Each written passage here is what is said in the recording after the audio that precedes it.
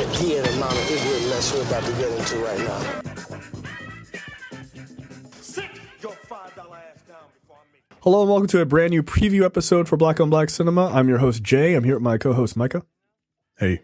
All right, guys, we're back. No Terrence this week, but we're back with preview episode for episode 182, How to Be a Player. This is the 1997 film starring Bill Bellamy, a two-time, I'm just reading what it says on HBO Max, all right? A two-timing playboy has the tables turned on him when all the women he's been fooling around with turn up at a party to teach him a lesson. You think you've seen this movie? I definitely have seen this movie. I've seen it more than once. I can't remember if I've seen this or if I'm getting this confused with that other movie that we did starring Bill Bellamy as a lawyer from Compton. Oh, it was, yeah, that's right. That's right. What movie was that? I don't. Yeah, he's like, is that The Brothers? Was it The Brothers? Yeah, I think so. Where the chicks were like shooting into his house. Yeah, it was basically like a precursor to this role. Yeah, and Morris Chestnut, even though the bride was shooting at them wasn't Morris Chestnut's bride, he had to be the one to face somebody else's fear because I'm Morris Chestnut and I'm perfect. Like, the fuck out of here, yo. I totally forgot about that scene. It's ridiculous. Yeah, so this is a movie. Look, I will happily admit I saw this in theaters. I laughed a lot at the time. I've seen it since then. It's been a number of years since I've seen it, but I've definitely seen it more than once. It's got some pretty funny parts though. It's utterly ridiculous, but this is when Bill Bellamy was like hot off his VJ days on MTV, I think. Like he was the dude of the moment there for like a hot second. Yeah, he was. He was. He was he had some like pretty good stand-ups and stuff like that, like at the time. So yeah, I didn't realize Bill Bellamy was like still around, but like I remember 6 months ago, someone was like, "Oh, here's an interview with Bill Bellamy." I was like, "Okay, this is random, but it's good to see he's alive and well." So yeah, next week we'll do How to Be a Player. You can watch it free on HBO Max if you have HBO, or you can rent it. I'm sure it's widely available everywhere. I bet if you just Googled it or just searched on YouTube, you might even be able to find it. So that will be episode 182. Some sort of internal show things. There's a special episode up right now in the feed. It's been up for a couple of days. It's sort of a crossover episode between this show and Look Forward, which is our political show that I host along with Andy and Brad. The five of us, we sat down and did a special episode about the Jacob Blake, Kyle Rittenhouse situation that's happening in Kenosha, Wisconsin. If you're unaware, Jacob Blake is the black man who was shot in the back by police at point blank range 7 times in front of his kid. And then Kyle Rittenhouse is the 17-year-old white supremacist kid who came to Kenosha from out of state. I can't remember where he's from. But he came there to quote unquote protect property, even though he was wearing gloves. And he murdered 2 protesters that were protesting for Black Lives Matter because of the Jacob Blake shooting. So it's a sort of an interesting tinderbox sort of situation. And so the 5 of us got on to talk about it. So check that out. I think it's a pretty interesting conversation from 4 dads, their perspectives on like where the country is going, specifically in this situation, which is really scary. So check that out. And then obviously this is the preview episode. So the random topic this week is probably on something you could probably already guess, which is the untimely death of Chadwick Boseman, famed actor who played T'Challa in Black Panther. He's been in a number of movies in the Marvel Cinematic Universe. He played in Get On Up, where he played James Brown. He played in 42, where he played Jackie Robinson. He played Thurgood Marshall in the movie Marshall. And an all-around, good to great actor, and just by all accounts, a seemingly lovely guy. And he died at age 43 of colon cancer. No one was aware that he was fighting colon cancer, so this was a shock to everybody. Micah, what are your thoughts on that? My wife came in, and she's the black person in the theater, right? Like, she's loud when it comes to like things, right? Like, Sure. she will do comically long gasps where I think, oh my God, something must be wrong. And it's just like, no, my favorite show is coming back. Like, can you not do that? Right. So she did it again. And I'm like, what is it now? And she's like, Chadwick Boseman died. And I'm like, huh? Like, I couldn't believe it, right? Because it's like, Right. it's something that you don't, it's something that you don't expect, right? And he's our age, roundabouts our age, right? Yeah. And that's something. And whenever someone dies, like, whether they want to believe it or not, whether they want to admit it or not, like, they think about themselves, right? Like, Of course. especially if it's like someone who is your contemporary, right? And it's just so sad, man. Like, I respect the fact that he didn't tell anybody because it's nobody's business. Right. I respect the fact that he didn't tell anybody, and honestly, it's probably because he wanted to keep working, right? Like, Yeah, because he would not have been able to. you tell somebody you got stage 3 colon cancer, they're not giving you Black Panther. You know what I mean? No. And, I'm not being a dick or anything. Like, that's just a fact. And the fact that he was able to persevere and pump out 5 or 6 movies, one of them being a franchise movie where you have to look a certain way. Right. The fact that he was able to do that between chemotherapy treatments is a testament to his resolve. It's just an all around sad situation, because from every account, the guy is just a nice dude. You know what I mean? Like, just a nice guy. Which, you hate to, you just hate to see stuff like this, man. Yeah.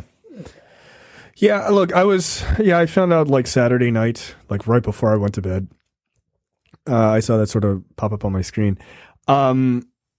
It's devastating. Like, it really was. It's, it's a real loss. He's young. I mean, again, he's 43. We're 40. Like, and you're right. Like, you can't help but, sort of see your own mortality there. But, I was just blown away by that. It's like, nobody had any clue like there was anything going on. Like, there was like that controversy, like he looked really thin in that video or something that he did, or images. And people were just like, oh, he's just, at home. And like, I've met him before, but he was like a thinner guy, right? Like, so I was just like, oh, I just assumed, you're just at home. Like, you're not on the Marvel diet. You're just a thin guy, whatever. Like, I just didn't think anything of it. And clearly he was, obviously, going through it. I just, to me, his death is, while tragic and horrendous, and you just kind of hate to know that people had to go through that. I think we've all known people with cancer, and I don't wish that on anybody. Like, to see your loved ones, go through that. It's hard. It's just difficult. But what I will say, not a but along with that, what legacy he was able to leave in that amount of time is incredible. Like, it really is. His amount of work in that, like, 5 or 6 movies weren't just like nothing movies, right? Like these are movies that will, like, he did what I would argue is a definitive James Brown, portrayal. Like, it is a definitive one. I mean, we did that movie. Like, he was working his ass off in that film. Like, he really was, right?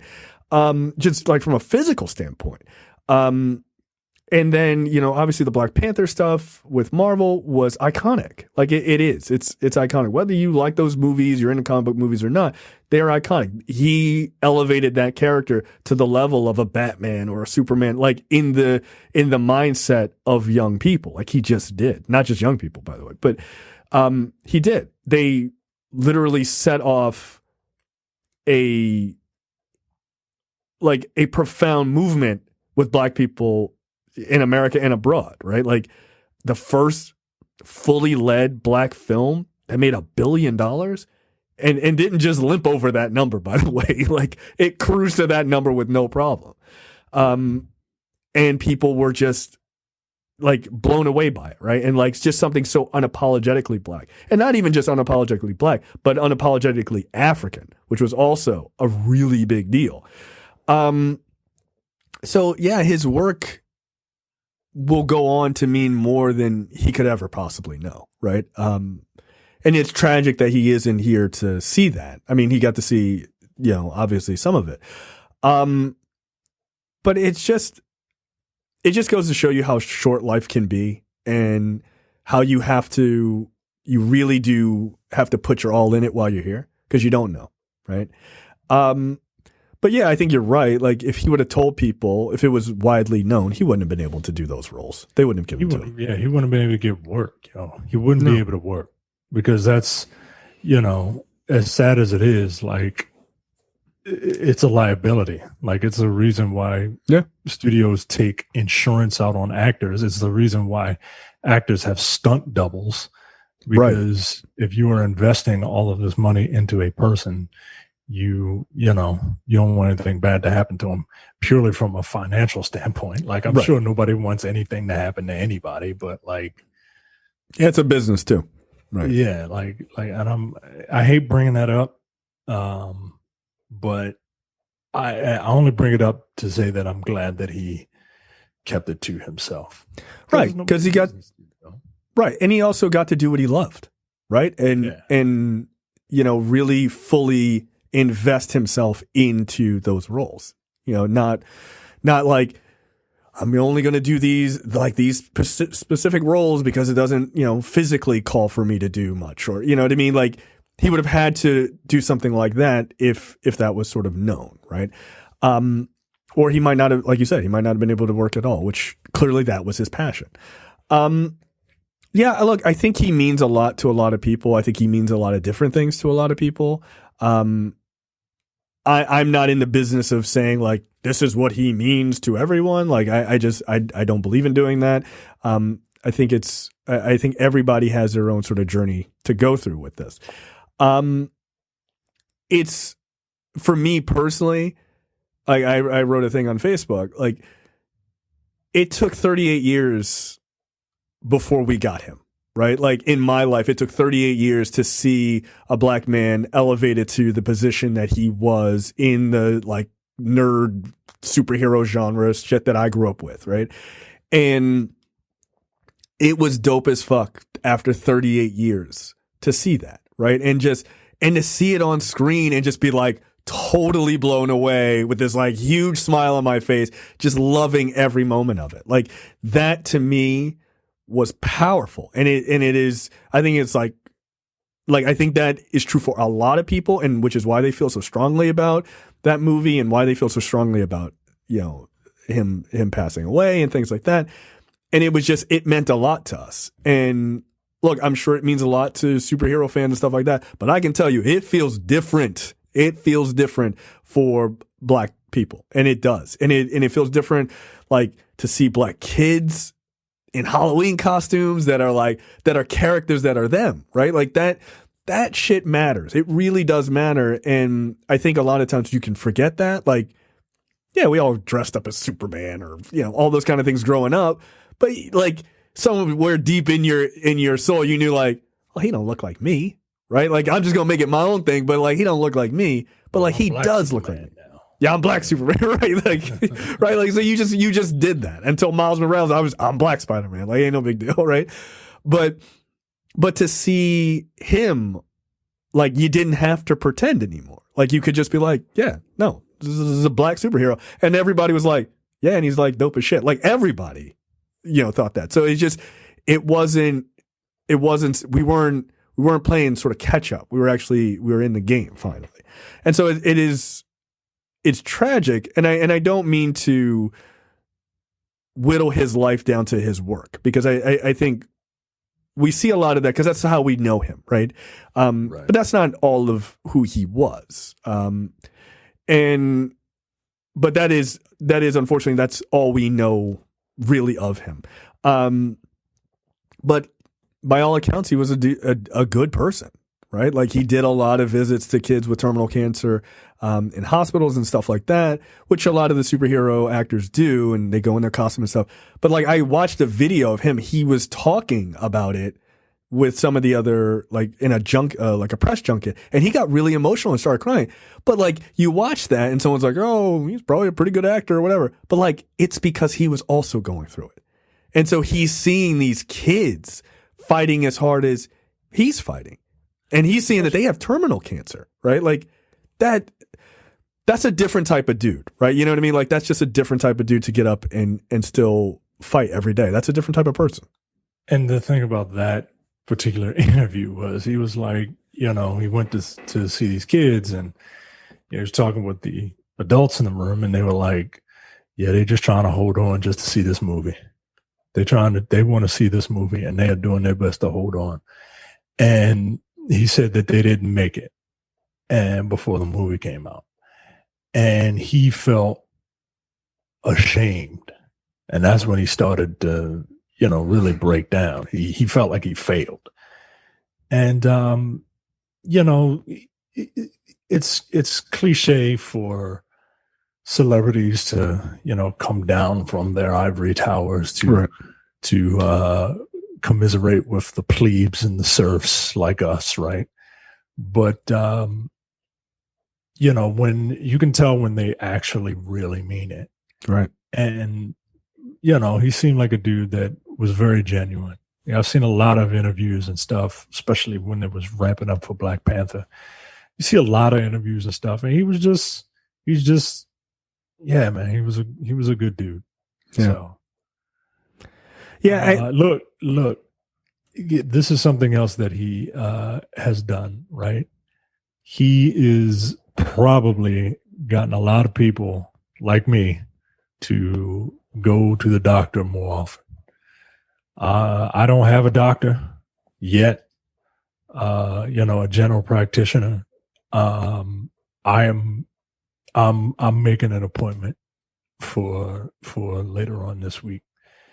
Yes, and then from there, I'm 40 now. You got to get the old. I got to check the oil. You do, and I gotta get I gotta go to all the man doctors. You know what I mean? Not man doctors, but the doctors who specialize in man shit. That's correct. Because like, you could die. And one of the reasons my wife was shook, right? Like, she was a mess, like crying and stuff like that. Yeah. And part of it was because her stupid husband doesn't go to the doctors like he should. And that's all she started thinking about.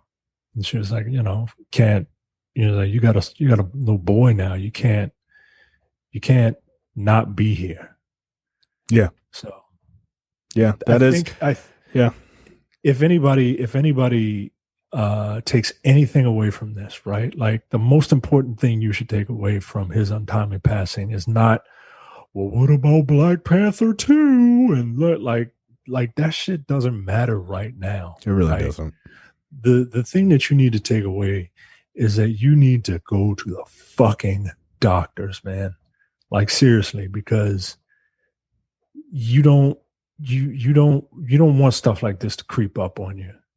And because there's going to be a lot of sad people, man. So, yeah, I mean, look, I don't know. As far as like when it comes to health and black people, especially black men, we're not. And this is not implying anything about Chadwick Boseman's story. It really isn't, because I don't know his. But it is profoundly important that we go to the doctors and like, you got to get over that. Like, don't use like the Tuskegee experiment as some bullshit reason that you don't go to the doctors once a year. Like, don't do that. Go get yourself checked out. Go to a black doctor then. Right. Like I feel like people use that as an excuse just not to do things. Right. Like relax. Them telling you to like turn your head and cough is it's not a conspiracy theory. Like, just go please and get checked out if you can afford it. I mean, I can't tell, some people don't have insurance. Like, I can't state that either. But if you can, you should go. You should make sure that you're taking care of. If you got the means. Yeah. If you don't have the means, like, go to like a patient clinic first or a minute clinic or something like that, man. Right. You do what you got to do. Because it's incredibly important, and we are very susceptible to a lot of things, just from historical traumas and things like that. But yeah, I mean, it's just hard. I mean, it really sucks that we lost him. I think he was a great actor. I really do. Look, I love Black Panther and everything else, but I'll tell you, man, like, of his performances, I think some of his best performances were when he was playing Jackie Robinson and when he was playing James Brown. I mean, I thought he was tremendous. Like, I really did. I remember we were in the theater watching 42 at a press screening, and you turned to me and said, "There's your Black Panther right there." Yeah. I mean, I was like, this guy looks like it. Like, I don't know, man. He seems to be doing a pretty good job. Get On Up. If you haven't watched Get On Up, Get On Up is really good, man. Like, it's really good. Like, he has James Brown's mannerisms. They made him up really well. He trained his voice to kind of sound like him. It's really good. Yo, his dancing in that movie is, you make me look tired, man. I'm like, God damn. Like, yo, take a seat. Like, he was working. Like, that sweat was not water they put on you between takes. That is real sweat. He was working his ass off in that movie. I was impressed as shit. Like, he was, man. It sucks when we lose any of us, but you'd rather lose us. We'd rather lose some of us when we're in our 80s or 90s and be like, that's a hell of a career they had, or lifelong of impact and stuff like that. But at 43, I mean, he was just getting started. He's just getting started. 43, that's literally half of your life. You know what I mean? Like, like he could have lived to be in into his 80s. Yeah, like, goddamn, man. It just sucks, man. It does. But yeah, like you said, if you learn nothing else, go to the doctors. And that goes for everybody, but that especially goes for black people, especially us. Especially black men. Yes. Like, I feel like black women, like, they're a little more responsible. Nah, yo, we just black men, we just don't listen now, yo. I'm good. Right. I feel like are just dumb. We're so stubborn. Well, yeah. I'm a man. I'm good. I'm all right. I mean, that pain. I mean, like, whatever. Like, if I don't think about it, it go away. So it's fine. Right. I just sleep it off and be all right. Yeah. Let me see. Let me go to the bathroom. Let me see. Let me see if after I get out, do I still got the pain? Nah, I'm good. Don't worry about it. Right. You got to shit the pain out. Right. This is our medical logic. But yeah, it is a real tragedy that he passed away. But I just, like, I don't know what else to say. It's just, it sucks. Like, it just sucks. I mean, I've read a number of statements from, like, his co-stars in movies and things like that, and I thought they were really great. Michael B. Jordan said, he's just going to dedicate the rest of his career to living like Chadwick did, right? Like, he really looked up to him and things like that. So I guess he's probably almost 10 years younger than Boseman was, something like that.